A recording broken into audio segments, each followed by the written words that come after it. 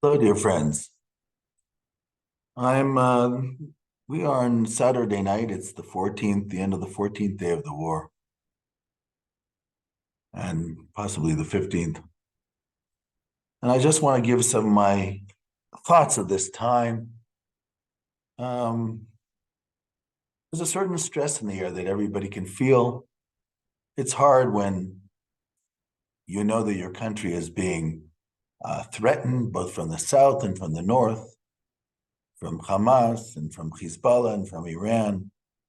I mean, it's nice that country heads are coming to us. Joe Biden was here a few days ago, and Mr. Rishi from the Prime Minister of, I think it's Sunak, his name, the Prime Minister of England, and Macron's coming on Tuesday, and other heads of state, Chancellor of Germany. We appreciate this support. But I have to point out some things. One of the beautiful things of the state of Israel is that we as a people know how to pull ourselves together in time of duress and distress. And this is not a trivial matter. Just to give you an example, 205,000 Israelis came back to Israel within the first week when the war started. Most of them to re-enlist to the reserve duty in the army. 205,000. 2,000 ultra-Orthodox Jews, what we call Haredim, who normally can get exemptions for the army for studying in their yeshivot and academies, waived their exemption and asked to join the army last week. They're going to go in on Monday. It's now Saturday night. 2,000. There is a feeling in the country, everybody wants to do something. You have volunteers. Hospital in Tel Aviv asked for volunteers to donate blood. They had so many volunteers to donate blood, there was no room. They had to turn them back. In Kikar Dizengoff in Tel Aviv, the city asked for donations for food for soldiers because there's so many soldiers out there that it's hard for the army logistically to get the food to them. So people donated endlessly. The lines were endless. All different organizations, NGOs, Amutot, we call it here in Israel, money for soldiers, not money, but food for soldiers, helping soldiers, Israeli singers going to the soldiers to try to cheer them up, and all seeing that the motivation of the soldiers is very high. Jewish organizations from abroad, this soldier needs a helmet. Where can we buy him a helmet? This one needs another bulletproof vest. Where we can get that?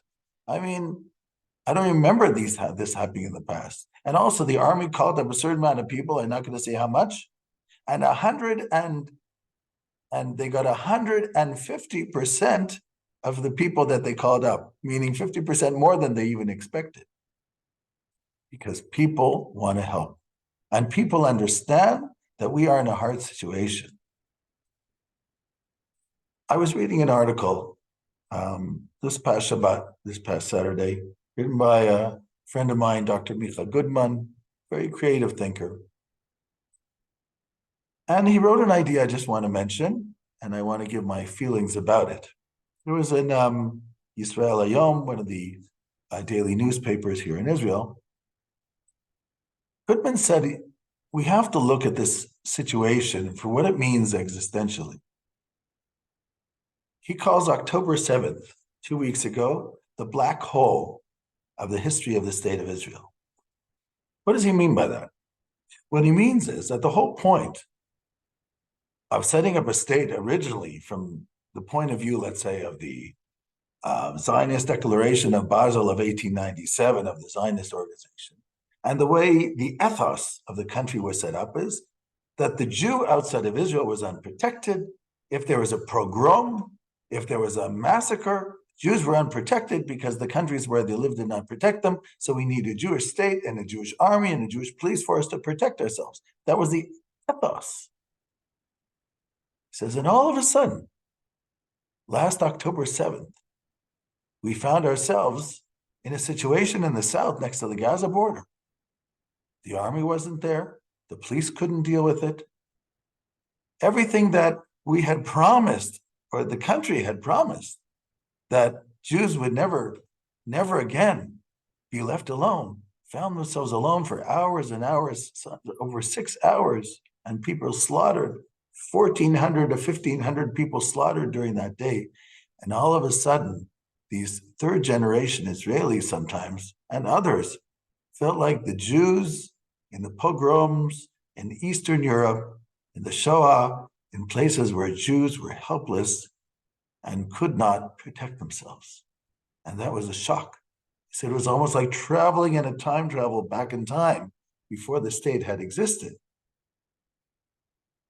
He goes on to say, and there is truth to this, he says, just like in the past, of the Second Temple period, we had something like this in the state of Israel, where the first generation who still remembers living in the diaspora, living in exile, appreciate being in Israel because they ran away from places like that. So the first generation understands the need for the Jewish state and the need for the price paid for the Jewish state. The second generation had parents like that. So from their parents, they got that feeling. He said, but the third generation who grew up in Israel, they grew up in Israel, they grew up in a different scenario. And the truth is, since it depends how you want to look at it, but since 1973, we haven't had a real war that threatened us. Even the wars in the north, the Shlomo Galil and the First Lebanon War and Second Lebanon War did not seem like threats to the country itself. So it's been quite a while since something like that happened. So this new generation grew up with a certain amount of stability and a certain feeling like everything's okay. So we have time to argue about triviality and this and that, which we did quite well for the last 8 months, talking about what I consider trivial matters and not what really important. And then was this wake-up call. This wake-up call, which all of a sudden made everything seem trivial, because all of a sudden we bumped into a new enemy who had lots of connections to various countries and really wants our demise. And especially for the young people who were at that concert. And I have to say something too, just to understand how much this hit home. A lot of the people who lived in the areas near the Gaza Strip were very open-minded, universalistic type of people who believed in peace, wanted connection with Arabs, knew Arabs from Gaza. People lived in those kibbutzim and settlements near the Gaza border, which were set up, a lot of them connected to the Labor Party also, who wanted this coexistence. A lot of people at that rave party who were peace-loving people who wanted coexistence, these were the people attacked by Hamas. For them, it made no difference if they wanted mutual relationships, if they cared about the Gazans, if they cared about the Palestinians, that didn't matter. They were Jews. That was also a heavy wake-up call. Today, even the Israel left, not that it's changed its ideas about, let's say, equality and humanity, but realize that we cannot deal with terrorist organizations like the Hamas. It's out of the question. They are lawless. They have no humanity at all in their calling. It's a whole different ballgame. And especially since Iran entered the picture, everything is much more vicious. These are organizations that want the demise of basically all the free countries of the world. We're just one example. We just happen to be the closest one to them. This has been a major wake-up call. And this is what Goodman said too, even though I added a little bit to it. And in this wake-up call, he says, there's something good that can come out of it. And the good that can come out of it is that it unites us again in our purpose. And we are reminded that we are united people.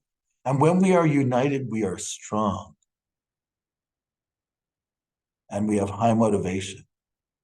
And when you are strong, you will prevail. Because our enemies are forced into fighting.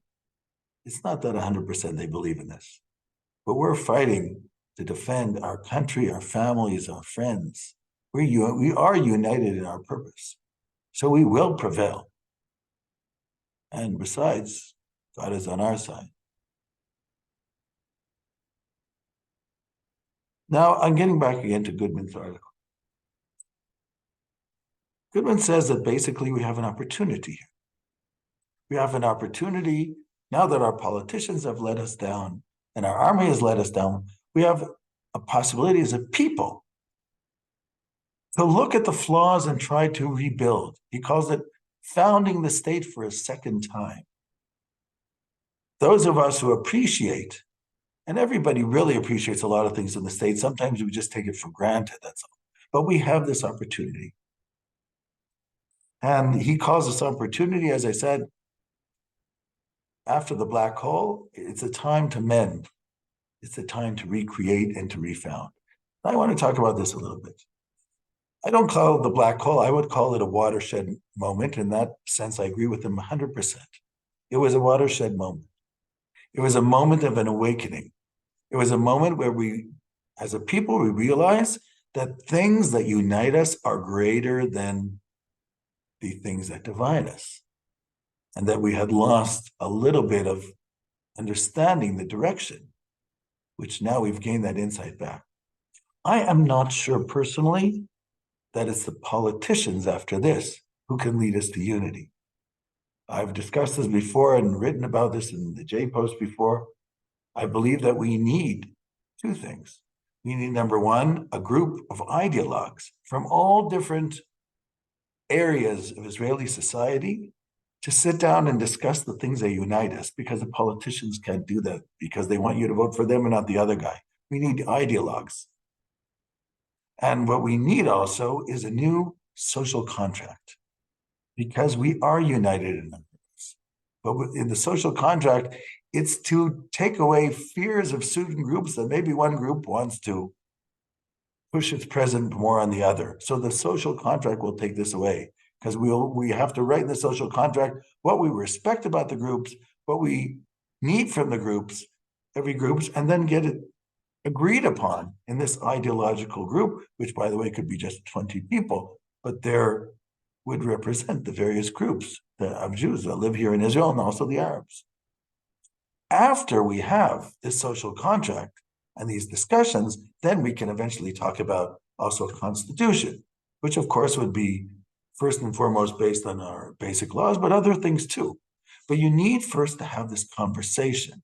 We need this conversation of how we want to live together and what we're going to be doing here, because our unity is our strength.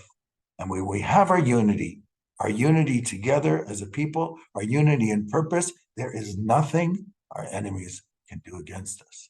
And this is very important. And it'll also help our leadership when they realize this. But we have to demand good leadership. That's what a democracy is. You have to vote right and make sure you get the leadership that you want. I just wanted to say these things at this point. There's much more to say, but I'm going to leave this at this now. I wish everybody Shavua Tov. May the victory against Hamas, I want to explain something. We are against Hamas. This is not about vengeance or taking revenge. It's about justice. And justice not only for us as Israelis and Jews in the land of Israel, but also for the Palestinians who are being oppressed by the Hamas leadership, which is a totalitarian leadership. When this happens and we are able to prevail, peace will come back to the region and there'll be real possibilities. I know you're thinking I'm a little talking rosy and optimist, but I really believe that peace will come back to this region and we will have actually a chance to do something of real stability in Israel and in those areas too. But that's another discussion, which I will talk about another time. Shavua Tov, may there be peace on Israel.